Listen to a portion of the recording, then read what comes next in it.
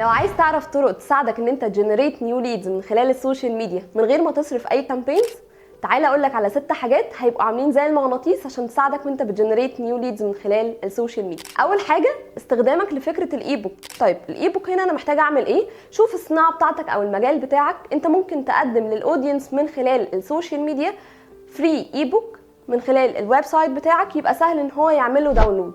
طيب لما هيجي يعمل له داونلود هيعمل ايه؟ هيدخل البيانات بتاعته، رقم التليفون، الايميل بتاعه، عشان يقدر ان هو يعمل له داونلود. فكده اول نقطه هتحتاج ان انت تعملها على السوشيال ميديا. تاني نقطه هو الجزء اللي ليه علاقه ان انا اعمل ويبينار على السوشيال ميديا، فده ممكن يساعدني اصلا بسهوله ان الناس تعرف اكتر عن البراند بتاعي، وفي نفس الوقت انا كسبت ليدز جديده. تالت حاجه، لو انت عندك اخبار جديده او ابديتس جديده محتاج ان انت كل فتره تعمل لها ريشير مع الناس، فممكن تعمل اي نيوزليتر، منها هتخلي الناس تبدا تسجل الايميل بتاعها وتبدا تبعت لهم وليكن اسبوعيا او شهريا اي نيوزليتر عن البراند بتاعك، سواء كاخبار للشركه او الابديتس الخاصه بالمجال. خد بالك دي مهمه جدا جدا عشان يبداوا يتابعوك كل فتره. طيب لو عندك بقى منتج او خدمه بتقدمها وسهل الناس تجربها، فممكن تعمل فري ترايل لمده يوم واحد.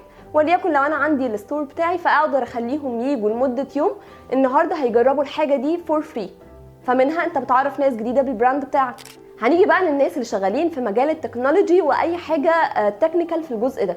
لو انا مثلا شغال في مجال الديجيتال ماركتنج، فانا عارف ان الناس بتحتاج تشيك ليست في مجالها ان هم يتابعوها ويكونوا متاكدين ان انا عامل نفس الخطوات بنفس الطريقه اللي البراند ده شغال عليها. فممكن شهريا تقدم له فري تشيك ليست في المجال بتاعه او في الصناعه بتاعته، وليكن تشيك ليست لمجال الاس اي او، وليكن تشيك ليست لمجال السوشيال ميديا وانت بتحط الاستراتيجي بتاعتك. هختم معاكم بحاجه اسمها ريفيرال كامبين. ريفيرال كامبين بمعنى ايه؟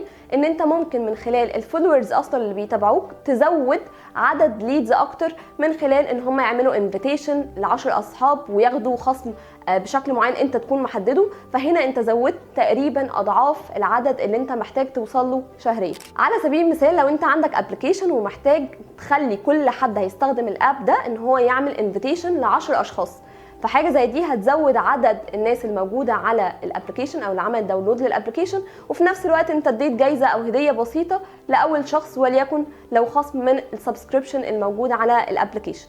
احنا كده قلنا على اهم الافكار اللي تساعد اي صناعه ان هي جنريت نيو ليدز من خلال السوشيال ميديا. في النهايه قولوا لنا في كومنت ايه اكتر تكنيك بتحبوا ان انتوا تستخدموه في الصناعه بتاعتكم، ولو محتاجين مساعده قولوا لنا في كومنت الصناعه اللي انت شغال عليها وهنقول لك ايه الحاجه اللي ممكن تركز عليها منها.